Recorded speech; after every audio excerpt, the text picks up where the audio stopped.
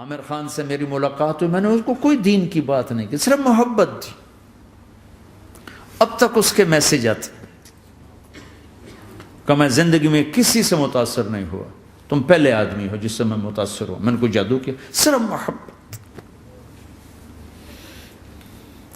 لوگوں کو محبت دو، قریب ہوں گے. میں جب گیا بڑی مشکل سے اللہ نے، ملاقات کا کوئی راستہ ہی نہیں تھا، وہ مجھے نہیں جانتا تھا، میں اسے نہیں جانتا تھا، تو کوئی موقع نہیں مل رہا تھا ملاقات کا. تو اللہ نے شاہد آفریدی کو بھیج دیا. شاہد آفریدی اس کی دوستی تھی، ہمارا جو کرکٹر ہے. میں نے اس سے فون پر کہا یار میری ملاقات تو کرا. اس نے ملاقات کروائی. تو اس نے مجھے کہا آدھا گھنٹہ ہے، آدھا گھنٹہ. جب میں پہنچا میکسیمم پونا گھنٹہ. میں کہا ٹھیک. میں گیا تو وہ سہما ہوا چہرہ کہ بھئی مولانا آ گیا، پتہ نہیں کیا کہیں گے، بھئی یہ تو کیا کر رہا ہے، تو حرام کر رہا ہے، ناچ رہا ہے، گا رہا ہے، توبہ کر، ابھی تیرے لیے دوزخ کا فیصلہ ہو جائے. پتہ نہیں کیا ہو، وہ ڈرا ہوا سہما ہوا تھا. تو میرا ایک دور کالج لائف تھا. میرے اللہ نے مجھے ہدایت دی اور میں 3 دن کے لیے میں اس دوست کو، اس کی نسلوں کو دعائیں دیتا ہوں جو مجھے زبردستی پکڑ کے لے گیا. نہ میرا تبلیغ سے کوئی تعلق، نہ واسطہ، نہ میں کوئی ان سے متاثر. ایک لڑکا تھا، بنگالی تھا، گشت کرتا تھا، لیکن میں اس سے ذرا متاثر نہیں ہوا. میرا دوست متاثر ہو گیا تھا، تو میں تو ان کے قریب سے نہیں گزرتا تھا. تو وہ اور میں اسکول میں اکٹھے آ رہے تھے، کالج میں اکٹھے آ رہے تھے. تو وہ متاثر ہوا، وہ 3 دن کے لیے جا رہا تھا، تو مجھے بتائے بغیر میرا ہاتھ پکڑ کے لے گیا. مجھے کام ہے، چلو میرے ساتھ. اور میں اس کو انکار نہیں کر سکتا تھا، یہ میرا اس کا تعلق تھا. اب بھی اسی طرح بھائیوں جیسا تعلق. میں اس کا احسان ماں، مجھے زبردستی لے گیا. ہمارے پنجابی کی مثال ہے، کبے نو لت لگی وہ سیدھا ہو گیا. وہ جو ہوتا ہے ہنچ بیک ہوتا ہے نا، اس کو کسی نے لات ماری تو وہ سیدھا ہو گیا. مہربانی بھائی تیری لات سے میں سیدھا ہو گیا. تو مجھے تو وہ کبے والی لت پہ گئی. تو اللہ نے مجھے اس طرف لگا دیا. اور جب میری کالج لائف، میں نے کالج کا بہترین سنگر تھا، اسکول کا بہترین، یہ جنید جمشید کیا ہے جو اس زمانے میں یہ سارا کو اٹھایا میں نے سارا کیا ہے. تو اب وہ بیچارہ ایسے بیٹھا ہوا. تو میں نے اس سے بیٹھتے ہی فلموں کی باتیں شروع کر دی. اور تھوڑی دیر بعد کہ میں نے محسوس کیا کہ فرام 60 to 72 جو فلم انڈسٹری کو جتنا میں جانتا تھا اتنا وہ نہیں جانتا تھا. تو اس کے اوپر میرے علم کا روپ پڑ گیا. اس کی لائن کا علم تھا نا. تو حیران پریشان، یہ واز تو ہو نہیں رہا. تو کبھی دلیپ کمار کی باتیں شروع ہو گئیں، کبھی راج کپور کی شروع ہو گئیں، اور کبھی محبوب صاحب شروع ہو گئے، کبھی مدن موہن شروع ہو گئے. وہ آدھا گھنٹہ تو یوں ہی گزر گیا. تو آدھے گھنٹے کے بعد میں نے کہا جی ہمارا تو ٹائم اوور کا نہیں، اٹھیں چلے ادھر چل کے بیٹھتے. وہ کھانے کی ٹیبل پر تھے تو وہاں جا کے بیٹھ گئے. پھر وہیں باتیں شروع ہو گئیں. جب اس کا سارا خوف دور ہو گیا اور ریلیکس ہو گیا، اس میں پونے گھنٹے سے 50 منٹ گزر گئے تھے. تو پھر میں نے کہا عامر بھائی آپ حج پہ آئے ہیں، اگر آپ اجازت دیں تو آپ کو اپنے نبی کا حج سنو. کہنے لگے ہاں جی ضرور سنائی. پھر میں 1.25 گھنٹہ بولتا رہا اور وہ ایسے کر کے یہاں سے وہ یوں نہیں ہوا. 1.25 گھنٹہ ایسے بیٹھ کے یوں سنتا، ہلا نہیں اپنی جگہ سے. لوگ محبت کے بھوکے ہیں، تم فتوے دینا شروع کر دیتے.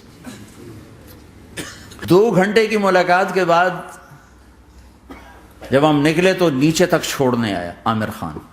حج کے بعد میں نے کہا ایک ملاقات اور ہو جائے گا، ضرور ہوگی. پھر اس کا میسج آیا کہ میں مدینے چلا گیا ہوں، معذرت چاہتا ہوں. میں نے کہا میں مدینے آ جاؤں گا. میں مدینے پہلے ہو آیا تھا حج سے پہلے. تو اس نے کہا کہ آپ 14 تاریخ کو آ جائیں، 4 سے 6 کا ٹائم میں نے آپ کے لیے رکھا ہے.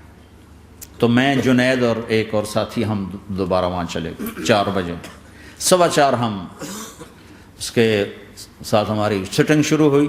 4:15 سے 10:15 تک 6 گھنٹے مسلسل. اور اس کے ماتھے پہ ذرا نشان نہیں آیا کہ میں بور ہو رہا ہوں. اور اس کے بعد ہم اٹھے، اس کا جی نہیں چاہ رہا تھا کہ ہم اٹھ کے چلے جائیں. محبت. پھر ایک امتحان پڑ گیا. میں اجتماع میں تھا ریمنڈ کے پچھلے سال. اس کا میسج آ گیا میری فلم تلاش آ رہی، اس کی کامیابی کی دعا کرو. لے بھی اے چنگی بڑی. میں نے کہا اب کیا کروں؟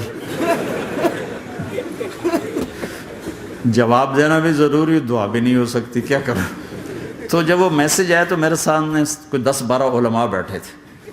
میں نے کہا بھائی یہ میسج ہے، اس کا جواب کہا جی یہ ہمارا فیلڈ نہیں تمہارا ہے، تو ہی جواب دے. میں سارا دن سوچتا رہا، مجھے کوئی جواب سمجھ میں نہیں آیا کہ جان بھی بچ جائے جواب بھی چلا جائے. پھر اگلا دن بھی گزر گیا، مجھے کچھ سمجھ میں نہیں آیا. میں عصر کا وضو کر رہا تھا، ایک دم اللہ نے ایک مضمون دل میں ڈالا. تو میں نے فوراً بیٹھ کے اس کو میسج کیا کہ عامر بھائی جو کریٹیو ہوتا ہے نا ذہن، یہ اللہ کسی کسی کو دیتا ہے. تخلیقی ذہن یہ اللہ تعالیٰ کسی کسی کو دیتا ہے، ہر ایک کو نہیں دیتا. اور یہ اللہ کی بہت بڑی عطا ہوتی ہے. اور میں نے تمہارے ساتھ جو وقت گزارا اس میں نے دیکھا کہ اللہ نے تمہیں تخلیقی ذہن دیا ہے، تم کریٹر ہو. اور جو لوگ اس ٹائپ کے ہوتے ہیں وہ کامیابی ناکامی کی پرواہ نہیں کرتے، وہ اپنے کام سے کام رکھتے ہیں. آپ کا بھائی تو فوراً اس کا میسج آیا، آپ ٹھیک کہہ رہے ہیں، آپ ٹھیک کہہ رہے ہیں.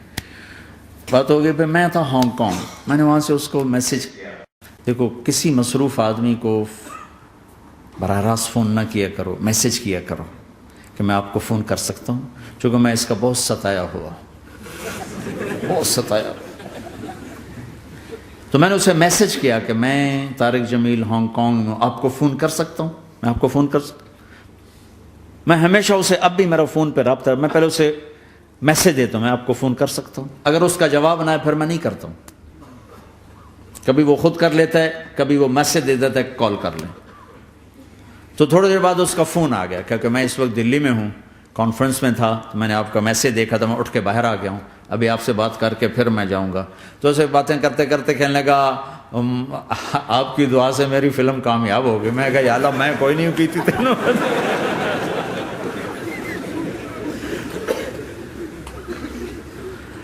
بھائیو محبتیں بانٹو، نفرتیں تو پہلے ہی بہت پھیل چکی. نشہ پلا کے گرانا تو سب کو آتا ہے، مزہ تو تب ہے کہ گرتے کو تھام لے ساتھ.